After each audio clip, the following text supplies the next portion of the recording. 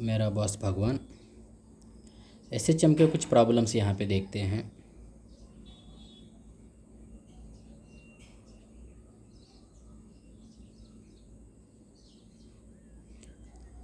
दो massless springs हैं, force constant K1 K2, end to end connect करके रखे हैं। इसको मतलब कैसे कनेक्ट किया हमने, ये रिजिड सपोर्ट है अगर, तो एक स्प्रिंग ऐसे है तो इसके एंड पे एक और स्प्रिंग ऐसे एंड टू एंड कनेक्ट करके रखा है। एक का K वैल्यू K1, दूसरे का K value K2। Nothing but कौन सा कनेक्शन है ये सीरीज़ कनेक्शन है। सीरीज़ कनेक्शन में इफेक्टिव K क्या होता है, सीरीज़ कनेक्शन में 1 by effective K is equal to 1 by K1 plus 1 by K2 होता है। तो 1 by effective K is equal to K1 K2, यहाँ पे एलसीएम होगा और ऊपर K2 प्लस K1 होगा। तो इसमें से हमको मिलता है कि effective K is equal to K1 K2 by, that's it. Next question पे चलते हैं।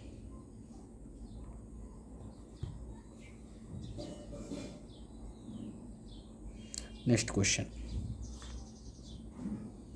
A particle executing SHM with amplitude 4 centimetre at mean position velocity दिया है।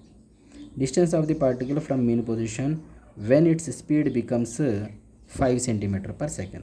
मतलब speed half of the maximum है। स्पीड जो है हम जानते हैं, कुछ बातें तो आप लोगों को अच्छे से बाई हार्ट में आ जानी चाहिए। मीन पोजीशन से ये एक्सट्रीम पोजीशन है, यहाँ का डिस्प्लेसमेंट ये है। जहाँ पे डिस्प्लेसमेंट a/2 होता है वहाँ का वेलोसिटी √3 Vmax/2, और जहाँ का वेलोसिटी Vmax/2 होगा वहाँ का डिस्प्लेसमेंट √3 a/2 होगा। हम देख चुके हैं नंबर ऑफ बहुत सारे डायग्राम्स में, इसीलिए कैसे क्या है करके मैं डिस्कस नहीं कर रहा हूँ। हमारे क्लासेस में हम नंबर ऑफ़ टाइम्स देख चुके हैं कि जब डिस्प्लेसमेंट हाफ होगा, वेलोसिटी जो है मैक्सिमम में √3/2 होगा। जब वेलोसिटी में हाफ होगा, मैक्सिमम का हाफ होगा, तब डिस्प्लेसमेंट मैक्सिमम का √3/2 होगा।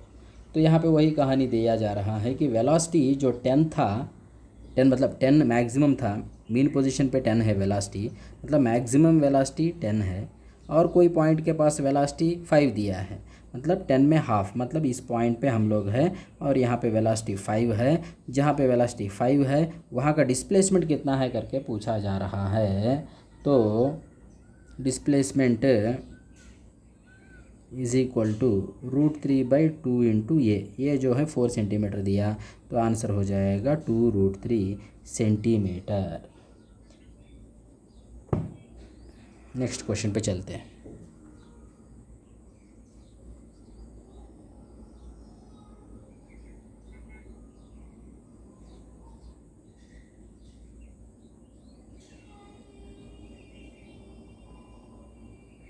यहाँ पे 2 क्वेश्चन हैं, पहले 33 देखेंगे, बाद में 34 देखते हैं। 33 में क्या है, 2 SHM है, इक्वेशन दिया उनके, एक sin ω t, एक cos ω t, super impose on ये पार्टिकल। मतलब 2 SHM यहाँ पे कंबाइन हो रहे हैं, तो टोटल मैकेनिकल एनर्जी क्या होगा। 2 SHM कंबाइन हो रहे हैं तो टोटल मैकेनिकल एनर्जी क्या होगा, ऐसा क्वेश्चन है। तो आंसर पता करने की कोशिश करते हैं।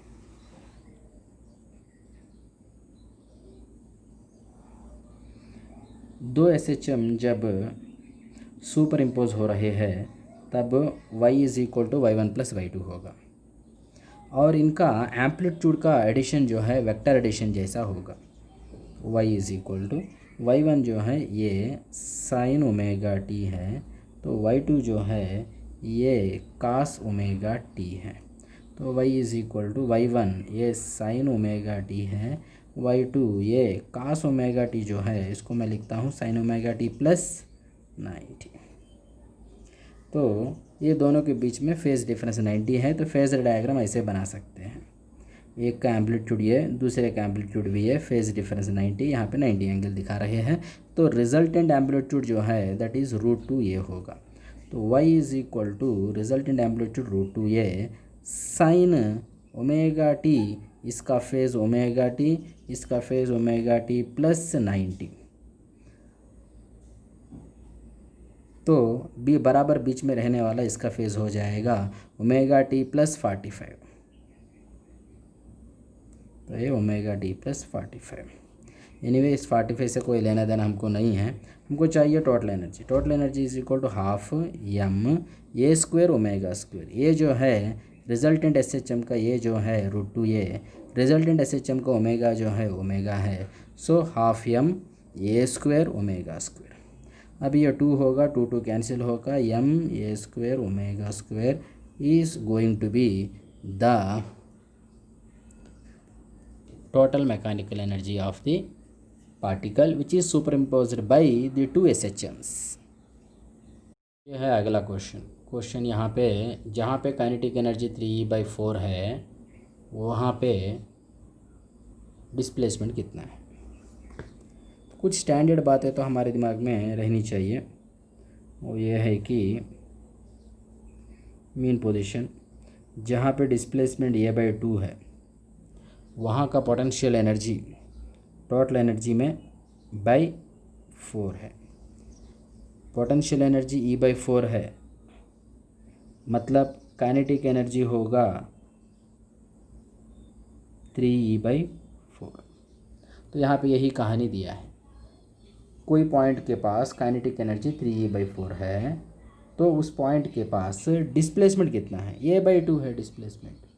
डिस्प्लेसमेंट ही a/2 है। एम्पलीट्यूड यहाँ पे स्मॉल ए दिया है तो आंसर हो जाएगा small a/2। That's all, very simple.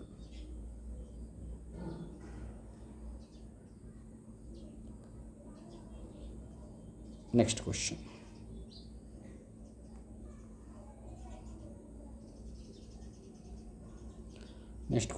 Particle executing SHM amplitude दिया है 4 सेंटीमीटर,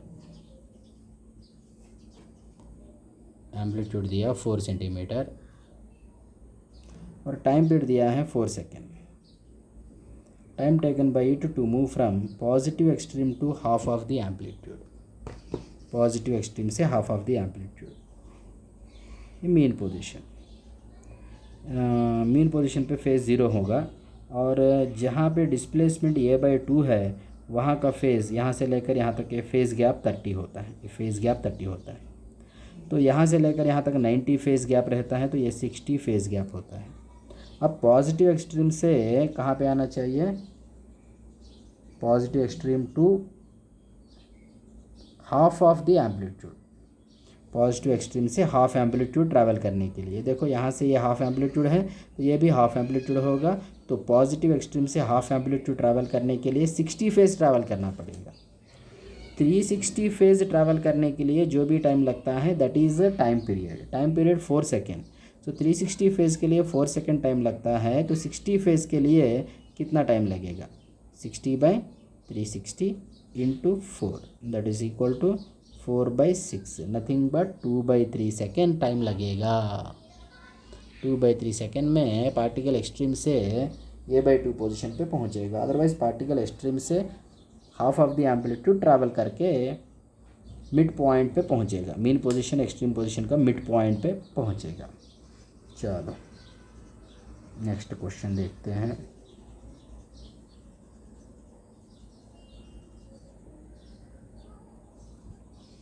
नेक्स्ट क्वेश्चन कुछ ऐसे हैं, a particle executing SHM with time period t, amplitude a, shortest time it takes to reach a/√2 from mean position से a/√2 पे जाने के लिए shortest time it takes to reach a point a/√2 from mean position से a/√2 पे जाने के लिए शॉर्टेस्ट टाइम। ये मीन पोजीशन है, ये मान लो a/√2। तो यहाँ से यहाँ जाने के लिए कितना टाइम लगेगा? यहाँ से यहाँ जाना मतलब ऐसे घूम के वापस भी आ सकता है, इसीलिए ऐसे घूम के वापस आने का टाइम मत बोलो, बोलने के लिए मिनिमम टाइम करके पूछ रहा है, मतलब शॉर्टेस्ट टाइम करके पूछ रहा है, मतलब इतना टाइम ही बताओ करके पूछ रहा है। a/√2 पोजीशन पे फेज़ जो है 45 रहता है, ये 0 फेज़ होता है, ये 45 फेज़ होता है। कोई डाउट है तो देख लो। y ये साइन फेज़ होता है, तो साइन ऑफ फेज़ y/a होगा। y क्या दिया यहाँ पे? a/√2 दिया, by A. Sine of phase y/a, y जो है a/√2 बाई ए गया, ये दोनों गए, तो साइन फेज़ 1/√2, तो फेज़ हो जाएगा 45। तो a/√2 जहाँ पे डिस्प्लेसमेंट बन रहा है वहाँ का फेज़ 45, ये 0 है, ये 45 है, मतलब ये फेज़ गैप 45 है, मतलब यहाँ से यहाँ तक जाने के लिए 45 फेज़ ट्रैवल करना पड़ेगा। 360 फेज़ ट्रैवल करने के लिए टी टाइम लगता है, तो 45 फेज़ ट्रैवल करने के लिए कितना टाइम लगता है? कितना टाइम लगेगा? 45/360 इंटू टी। तो 45 यहाँ पे 8 टाइम्स कैंसिल होगा, तो t/8 is going to be the time taken to travel from mean position to a/√2 position. चलो नेक्स्ट क्वेश्चन देखते हैं।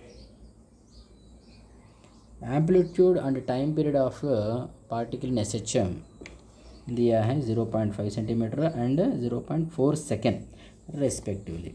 If the initial phase π/2 radian, then equation of SHM will be. Equation of SHM क्या होता है? y ये sign phase होता है, तो y ये जो है 0.5 साइन फेज़ में क्या रहता है? ω/t प्लस इनिशियल फेज़ रहता है, omega 2π/T into small T plus initial phase यहाँ पे π/2 दिया है, तो π/2। तो 2π/T का वैल्यू 0.4 है, T का वैल्यू 0.4, यहाँ पे 0.4 लगाऊंगा, कहानी ख़त्म हो जाएगा। यहाँ पे 0.4 में लगाऊंगा तो 2 इसमें 0.4 में यहाँ पे लगाऊंगा T के प्लेस में, तो 2 इसमें कैंसिल होगा, 0.2। 1/0.2 मतलब 10/2 नथिंग बट 5, तो ये बन जाएगा 0.5 sign 5πT plus π/2। 0.5 sign 5πT plus π/2। अब इसको चाहो तो साइन 5πT प्लस π/2 को cos 5πT लिख सकते हैं, तो ये आंसर 0.5 cos 5πT करके हम कंक्लूड कर सकते हैं। Fourth option.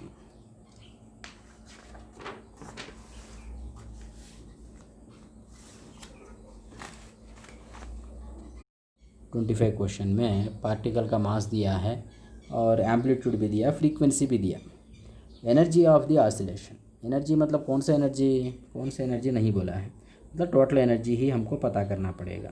टोटल एनर्जी का फार्मूला 12m ω² A², तो 12m जो है 0.1, ओमेगा जो है 2π इंटू फ्रीक्वेंसी होगा, ओमेगा जो है 2π इंटू फ्रीक्वेंसी होगा, स्क्वेयर इंटू एम्पलीट्यूड स्क्वेयर, सो बन जाएगा 12 0.1 2π² मतलब 4π² होगा, π² को 10 मान के 40 लिखता हूँ मैं। फ्रीक्वेंसी जो है 20 दिया है, 20² जो है 20 इंटू 20 हो जाएगा, इंटू एम्पलीट्यूड 5 इंटू 10⁻² है, इसका स्क्वेयर। तो सबसे पहले ये 2 कैंसिल करूँगा, ये 0 और ये 0.1 कैंसिल करूँगा, तो 4 इंटू 10 40 इंटू 20 800 होगा, इंटू 25 इंटू 10⁻4 होगा, 25 इंटू 8 200 होगा, और ये 2 0 और है यहाँ पे, इंटू 10⁻4 नथिंग बट 2 हो रहा है, तो 2 joule is going to be the total energy, हाँ ठीक से दिखाई नहीं दिया क्या, देख लो एक बार पूरा कहानी। कुछ भी नहीं, फार्मूला है, फार्मूला के अंदर वैल्यूज लगाए हम लोग। Half m omega square a square, half m omega square a square. Omega जो है 2 pi into frequency, 2 pi square, 2 का स्क्वायर 4, पाई स्क्वायर को 10 मान लिया मैंने, पाई स्क्वायर ऑलमोस्ट 10 होता है। फ्रीक्वेंसी 20 दिया है, 20 इंटू 20, एम्पलीट्यूड 5 है, 10⁻⁻2 दिया है, वही डाल के स्क्वायर करके सिंप्लीफाई कर दिया। नेक्स्ट,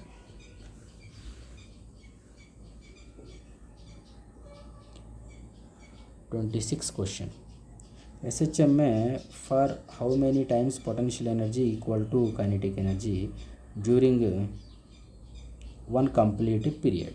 वन कंप्लीट पीरियड में कितनी बार potential energy kinetic energy same होते हैं। चलो देखते हैं।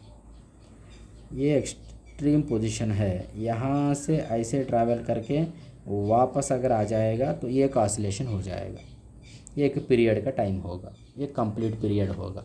इस एक कंप्लीट पीरियड में कितने बार potential energy kinetic energy equal होगा। देखो यहाँ पे, यहाँ कहीं एक बार potential energy kinetic energy equal होगा, फिर यहाँ पे होगा, एक बार यहाँ पे होगा, क्योंकि यहाँ पे पूरा पोटेंशियल एनर्जी रहेगा, काइनेटिक एनर्जी कुछ भी नहीं रहेगा। तो धीरे धीरे पोटेंशियल एनर्जी कम होगा, काइनेटिक एनर्जी बढ़ेगा, दोनों यहाँ का ही इक्वल होंगे। फिर यहाँ पे कम्प्लीटली काइनेटिक एनर्जी होगा, पोटेंशियल एनर्जी नहीं होगा। फिर काइनेटिक एनर्जी कम होकर पोटेंशियल एनर्जी बढ़ के दोनों इक्वल यहाँ पे होंगे। फिर पोटेंशियल एनर्जी बढ़ के काइनेटिक एनर्जी कम होकर यहाँ पे सिर्फ पोटेंशियल एनर्जी रहेगा, काइनेटिक एनर्जी नहीं रहेगा।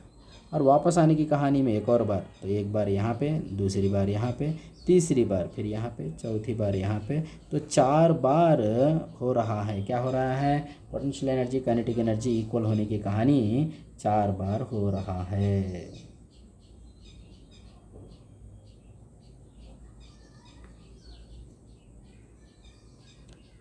नेक्स्ट 25 वहाँ से 55 कोई है, देखते हैं पहले। 55 सिंपल पेंडुलम रूफ से सस्पेंड किया गया है ट्रॉली का, और ट्रॉली मूव कर रहा है हॉरिजॉन्टल डायरेक्शन में विद एक्सेलरेशन ये है। तो टाइम पीरियड कुछ दिया है, इसमें जी डैश क्या है पूछ रहा है। सिचुएशन हमने किया ऑलरेडी, हमारे वीडियो में है। ओके, तो ऐसा सिचुएशन में टाइम पीरियड क्या होता है, ऐसा सिचुएशन में time period 2 pi into √L/√G² plus A square होता है। तो इसके प्लेस में जी डैश नोट किया है। जी डैश कितना है पूछ रहा है, जी डैश कितना होगा, √G² प्लस A स्क्वायर होगा, दैट्स ऑल।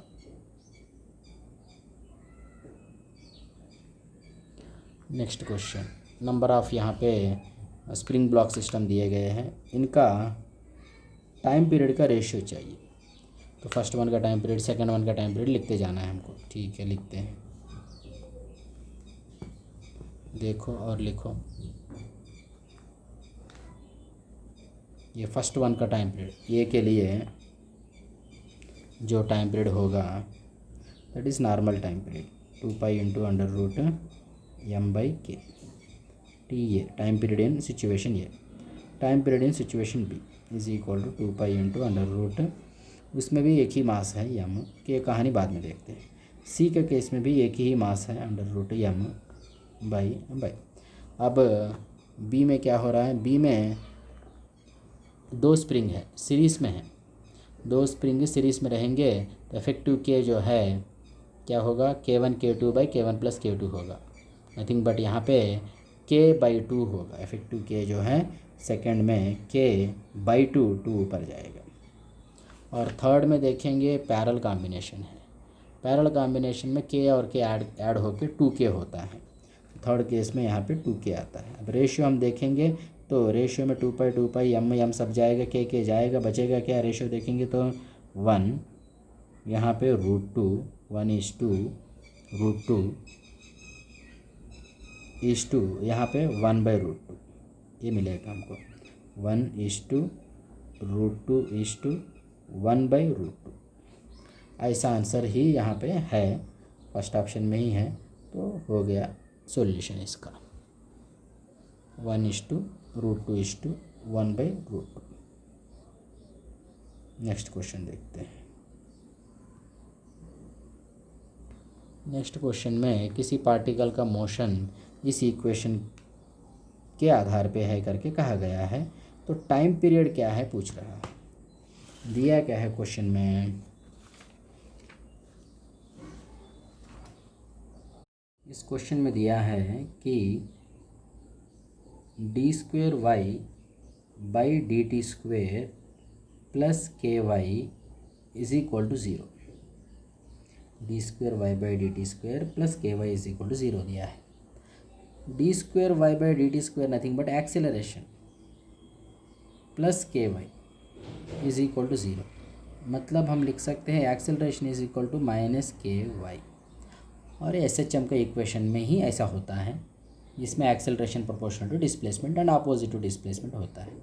और इसको एसएचएम के इक्वेशन से कंपेयर करेंगे तो यहाँ पे एसएचएम के इक्वेशन में ये is equal to -ω² into y होता है, तो ω² जो है इक्वल टू के होगा।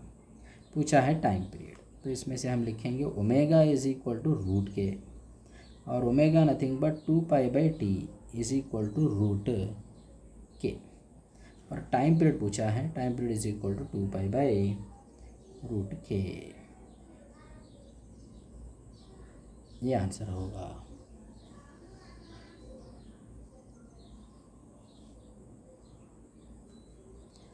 नेक्स्ट क्वेश्चन, ऐसा कुछ डायग्राम दिया है और पता करना है हमको टाइम पीरियड, फ्रीक्वेंसी पता करना है।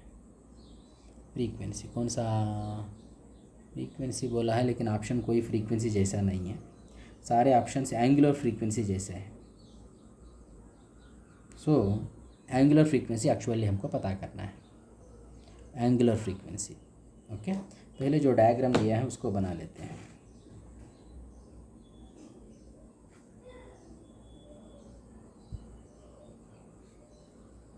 ऐसा सिस्टम है, मैं एक और सिस्टम यहाँ पे बनाता हूँ। ये दोनों सेम है कि नहीं है एक बार देखते हैं। इसमें स्प्रिंग के दो स्प्रिंग का एक एक एंड रिजिड सपोर्ट पे कनेक्टेड है। इसमें एक स्प्रिंग है, एक स्प्रिंग है, दो स्प्रिंग के एक एंड रिजिड सपोर्ट पे है, एक और एंड मतलब दोनों स्प्रिंग का एक एक एंड, दोनों स्प्रिंग का एक एक एंड रिजिड सपोर्ट पे है, और दोनों स्प्रिंग के दूसरे एंड्स ब्लॉक को कनेक्टेड है। दोनों स्प्रिंग के दूसरे एंड्स ब्लॉक को, मतलब ये दोनों सेम है। ये पैरेलल कॉम्बिनेशन है, ये भी पैरेलल कॉम्बिनेशन है, क्योंकि दोनों स्प्रिंग के दो एंड्स ऑब्जेक्ट से कनेक्टेड हैं और दोनों स्प्रिंग के बाकी दो एंड्स रिजिड सपोर्ट पे कनेक्टेड है। दोनों स्प्रिंग के दो एंड्स ऑब्जेक्ट पे कनेक्टेड है, बाकी दोनों एंड्स रिजिड सपोर्ट पे कनेक्टेड है। ये पैरेलल है तो ये भी पैरेलल है। और पैरेलल में इफेक्टिव के क्या होता है, K1 + K2 होता है। इसमें एक का K दिया है, दूसरे का K 2K दिया है, तो effective K is equal to K + 2K nothing but 3K होता है। अब इसके आधार पे angular frequency under root effective K/m होगा, that is equal to under root 3K/m is going to be the angular frequency. इस क्वेश्चन को मैंने SHM 12 में डिस्कस किया। ये पूरा क्वेश्चन को 2 पॉइंट्स में डिस्कस किया, पॉइंट नंबर 1 पॉइंट नंबर 2 जैसा 2 पॉइंट्स में मैंने डिस्कस किया। तो चलते हैं नेक्स्ट क्वेश्चन पे। ये देखो, ऐसा मॉडल में कभी डिस्कस नहीं किया मेरे डिस्कशन में, चलो इसको अच्छे से डिस्कस करते हैं।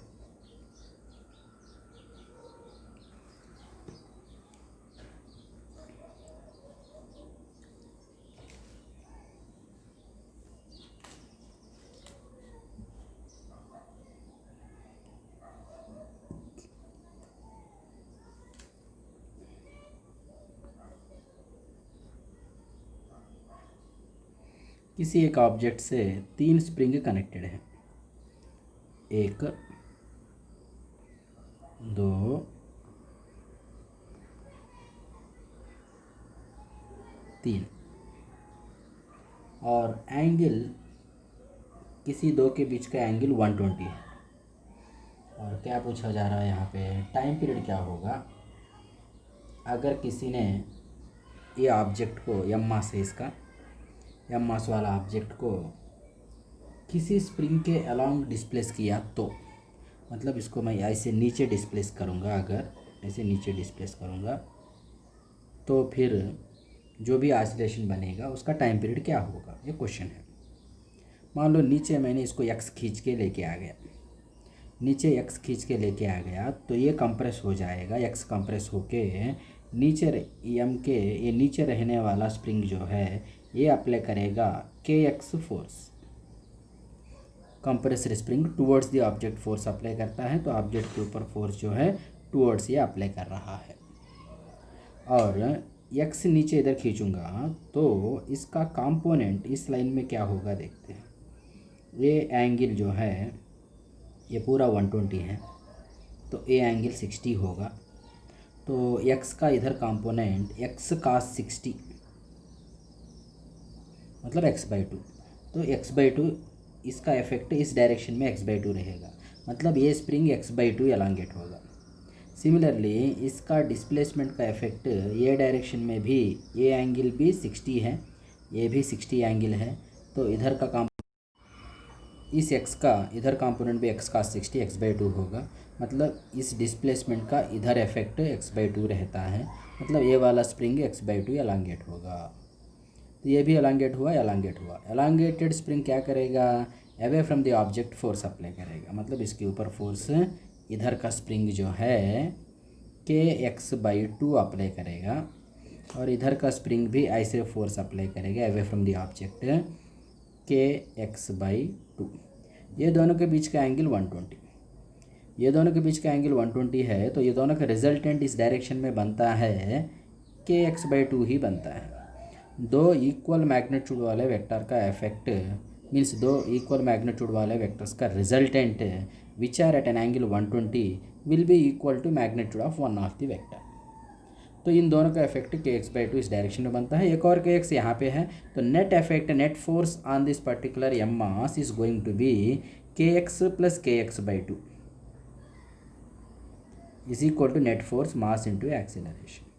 तो m a is equal to बन जाएगा 3kx/2।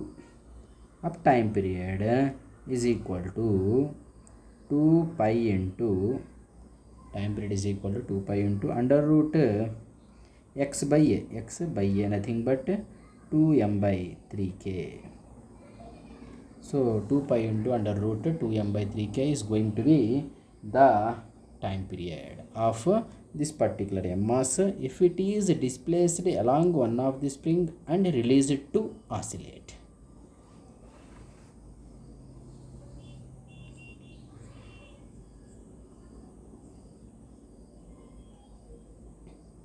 ये है अगला क्वेश्चन, दिया है इंक्लाइंड प्लेन में ये कोई m मास वाला ऑब्जेक्ट है अटैच्ड बिटवीन टू स्प्रिंग्स, मतलब ऐसे कुछ है डायग्राम हम ऐसे बना सकते हैं। m मास वाला ऑब्जेक्ट इधर एक स्प्रिंग से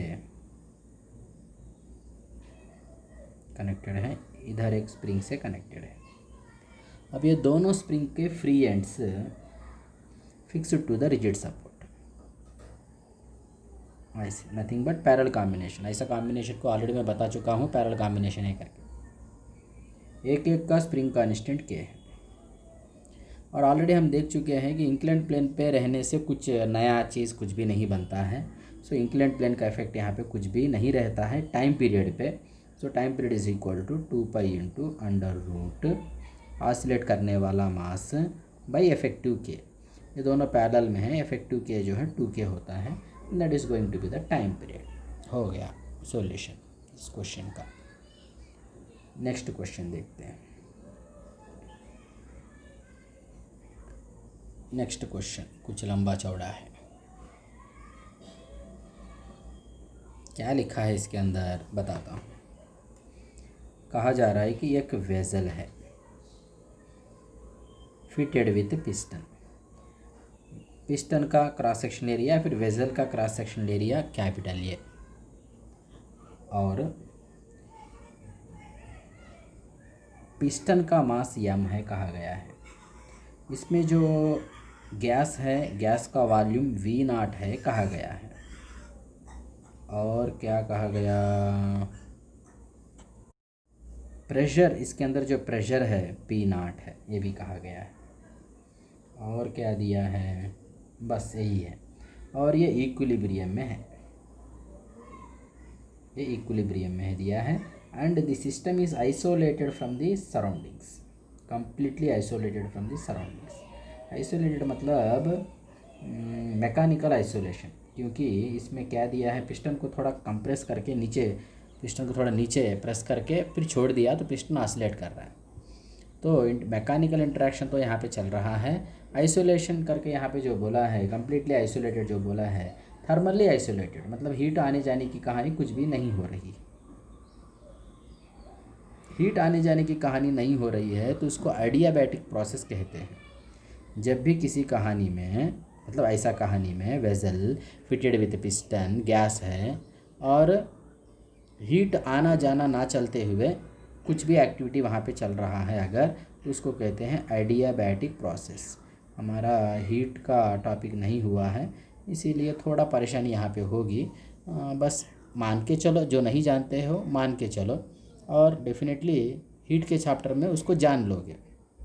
तो ऐसा हीट आना जाना ना रहते हुए कोई प्रोसेस चल रहा है तो उसको एडियाबैटिक प्रोसेस कहते हैं। और एडियाबैटिक प्रोसेस में P V power gamma is equal to constant होता है। हीट आना जाना ना चलते हुए कोई एक्टिविटी वहाँ पे हो रही है पिस्टन के साथ, गैस के साथ, तो उस प्रोसेस को कहते हैं एडियाबैटिक प्रोसेस। और एडियाबैटिक प्रोसेस में P V power gamma is equal to constant होता है। ओके। और एडियाबैटिक प्रोसेस में P V power gamma is equal to constant कैसे होता है, ये बात डेफिनेटली हीट से रिलेटेड है, थर्मोडायनेमिक्स से रिलेटेड है, वही डिस्कस करना सही होगा। यहाँ पे डिस्कस करना पागलपन होगा। तो हम क्या करेंगे, इसको डिफ्रेंशिएट करते हैं। P into v power gamma का differentiation, gamma into v power gamma -1 plus v power gamma into, यहाँ पे ये दोनों वेरिएबल है, P भी वेरिएबल है, V भी वेरिएबल है। दोनों जब वेरिएबल रहेंगे तो डिफ्रेंशिएशन कैसे करेंगे, one of the quantity into differentiation of other quantity plus other quantity into differentiation of previous quantity, P का differentiation with respect to V। यहाँ पे विथ रिस्पेक्ट टू V करेंगे तो ही ऐसा आएगा। ऐसा मैंने लिखा मतलब differentiation has been done with respect to V। यहाँ पे विथ रिस्पेक्ट टू V किया तो यहाँ पे विथ रिस्पेक्ट टू V करना चाहिए। Is equal to constant, constant का डिफ्रेंशिएशन 0। अब ये क्या बन रहा है, gamma P V power gamma -1 is equal to minus V power gamma dP by dV बनेगा। अब इसमें वी पावर गामा -1 और ये गामा कैंसिल कर सकते हैं और इसमें से मुझे चाहिए dP चाहिए। dP is equal to gamma P dV by V। dP is equal to gamma P dV by V, minus है यहाँ पे। ये dP जो है यहाँ पे, it is going to be extra pressure whenever we push the piston in downward direction. क्या किया यहाँ पे, पिस्टन को नीचे पुश करके छोड़ दिया है तो ऑसिलेट कर रहा है। जब हम नीचे पुश करेंगे एक्स्ट्रा प्रेशर वहाँ पे हम देंगे, जो भी एक्स्ट्रा प्रेशर दिया जाएगा that is going to be dP। Extra pressure into area, इधर लिखूंगा तो इधर भी लिखना पड़ेगा area, extra pressure into area हो जाएगा एक्स्ट्रा फोर्स। ये एक्स्ट्रा फोर्स जो भी है that is going to be the net force, क्योंकि पहले तो इक्विलिब्रियम में था, पहले तो ये पिस्टन का वेट और यहाँ पे गैस से अप्लाई किया गया प्रेशर दोनों एक दूसरे को कैंसिल करके नेट फोर्स 0 था। अब उसके बाद जो भी एक्स्ट्रा फोर्स मैं यहाँ पे अप्लाई करके इसको नीचे डिस्प्लेस करूँगा, that extra force is going to develop extra pressure. So the extra force is equal to extra pressure into area. तो ये एक्स्ट्रा फोर्स, यही नेट फोर्स भी होगा। तो net force is equal to minus gamma P dV ये by V। But net force is equal to mass into acceleration. ये net force किस पे एक्ट हो रहा है, पिस्टन पे एक्ट हो रहा है, तो पिस्टन का mass into acceleration is equal to minus gamma P by V। ये है यहाँ पे, और क्या है, dV है। dV को मैं लिख सकता हूँ A into dx, where dx is small displacement of the piston. Piston का स्मॉल डिस्प्लेसमेंट dx है तो dx इंटू ये हो जाएगा चेंज इन वॉल्यूम। तो अब dx जो है डिस्प्लेसमेंट हो गया, ये जो है एक्सेलरेशन हो गया। अब इसमें से हमको टाइम पीरियड मिल जाएगा।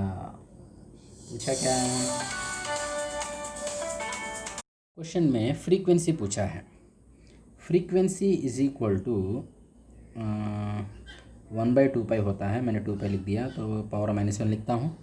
1/2 पाई अंडर रूट a/x होता है फ्रीक्वेंसी इज इक्वल टू, तो 1/2 पाई अंडर रूट ये यहाँ पे बाई dx ही x होगा, ये dx ही x होगा, तो a/x जो है a/x इज इक्वल टू यहाँ पे जो बचा है वही होगा, तो a/x is equal to gamma p a square by v, A gamma लिख लिया बाई वी, एम भी आएगा नीचे M, acceleration by displacement is equal to gamma P A square by M V, gamma P A square by M V. Answer इसी format में है कि नहीं एक बार देख लेते हैं, उसी फॉर्मेट में है। वी जो है वी नाट होगा, वी ओरिजिनल वी है, original v nothing but v naught होगा, original v nothing but v naught, and pressure also original pressure p naught, original pressure p naught, original volume v naught. तो ultimately this is going to be the formula for frequency of the oscillation of piston.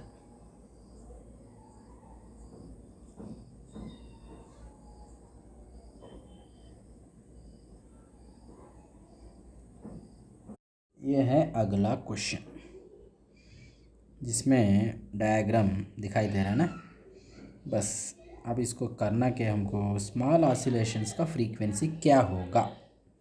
Question और थोड़ा ठीक से पूछना चाहिए था कि small oscillation in the plane of diagram करके बोलना चाहिए।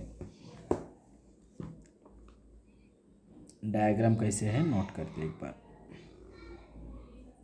से डायग्राम है, यहाँ पे पाइवोट करके रखा हुआ है रॉड को, और रॉड का मास m है, रॉड का लेंथ l है, इधर एक स्प्रिंग लगाया गया है और इधर एक स्प्रिंग लगाया गया। एक स्प्रिंग का k वैल्यू k1, दूसरा स्प्रिंग का k वैल्यू k2। अब इसको थोड़ा सा हम लोग राइट साइड लेके चलेंगे, इस रॉड को थोड़ा सा राइट साइड लेके चलेंगे तो ऐसा कुछ इसका शेप रहेगा, ऐसा शेप आएगा, ऐसे होगा रॉड। जब रॉड ऐसे होगा ये थोड़ा कंप्रेस होगा, कितना कंप्रेस होगा, मान लो मैंने इसको theta small angle theta rotate किया, इसको रोटेट कितना किया मैंने, स्मॉल एंगल थीटा रोटेट किया, स्मॉल एंगल थीटा इसको रोटेट किया मैंने, तो इसको मैंने स्मॉल एंगल थीटा रोटेट किया तो यहाँ का पॉइंट यल थीटा आगे जाएगा, ये आगे जाएगा कितना यल थीटा, क्योंकि ये पॉइंट यल रेडियस वाला सर्कुलर पाथ में घूमते हुए यल थीटा आगे जाएगा, तो इसको कंप्रेस करेगा यल थीटा, इसको एलोंगेट करेगा यल theta.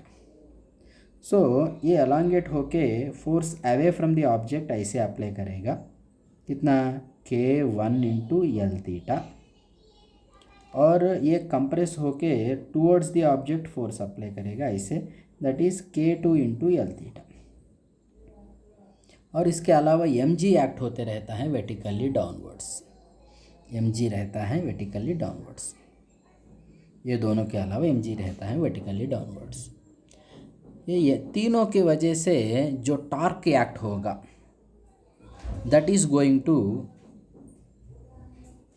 Tell about amplitude time period और फ्रीक्वेंसी। mg का इफेक्ट कैसे रहता है सेपरेट डायग्राम में देखते हैं। ऐसे रहने वाला रॉड को ऐसे किया गया है, कुछ थीटा एंगल हमने रोटेट किया, थीटा जितना एंगल यहाँ पे रोटेट किया बहुत स्मॉल हो गया, तो एक्सप्लेन करने के लिए बात जम नहीं रहा, इसीलिए मैं यहाँ पे सेपरेट डायग्राम ले रहा हूँ। ये रॉड को ऐसे हमने डिस्प्लेस किया, mg यहाँ से एक्ट होता है, mg सेंटर से ऐसे एक्ट होता है, ये mg की वजह से टॉर्क एक्ट होता है, mg की वजह से टॉर्क, यहाँ पे किस किस की वजह से टॉर्क एक्ट होगा, टॉर्क किसके वजह से, mg की वजह से, और K1 यल थीटा की वजह से, और K2 यल थीटा की वजह से। Total torque is equal to I alpha होगा। mg की वजह से torque mg into perpendicular distance between line of mg and point of rotation. देखो line of mg and point of rotation, ये लाइन ऑफ mg है, ये point of rotation है, दोनों के बीच का perpendicular distance line of mg ये लाइन ऑफ एम जी, चलो लाइन ऑफ एम जी, ये हो गया line of M G, point of rotation a distance, ये थीटा है तो ये भी थीटा है, ये है L/2, तो अपोजिट साइड हो जाएगा L/2 sine theta. Sine theta मैं लिखूँगा यहाँ पे है, तो sine theta is equal to, ये परपेंडिकुलर डिस्टेंस को x कहो, परपेंडिकुलर डिस्टेंस को x कहोगे तो sine theta is equal to x/L/2। तो परपेंडिकुलर डिस्टेंस x जो है that is going to be equal to L/2 sine theta, perpendicular distance L/2 sine theta plus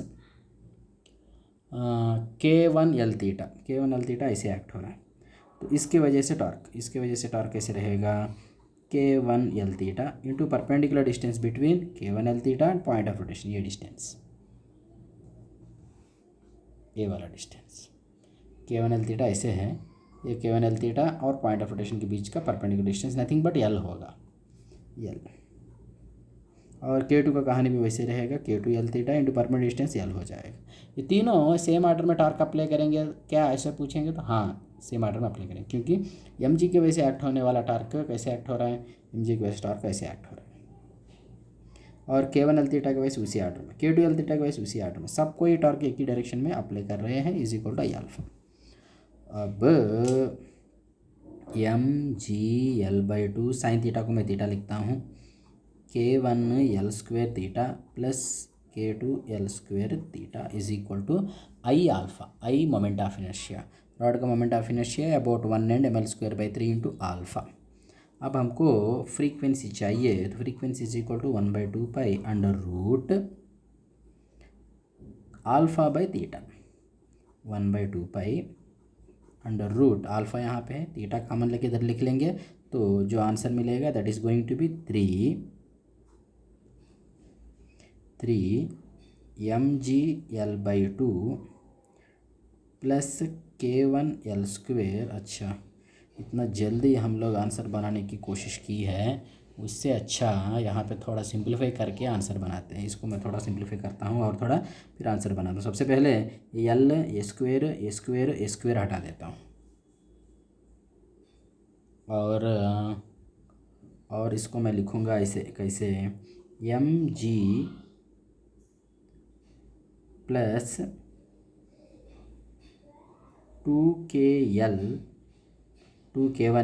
plus 2K2L whole into theta whole by 2 है, 2 के इधर लेके आ जाता हूँ, 2ml alpha by 3, और इसमें से मुझे जो चाहिए बस वैसे ही रहेगा, अल्फ़ा बाई थीटा। चलो ख़त्म करता हूँ बात को, alpha by theta is equal to, alpha यहाँ पे है, by theta is equal to 3mg plus 2K1L plus 2K2L by 2ml, ऐसा बन रहा है।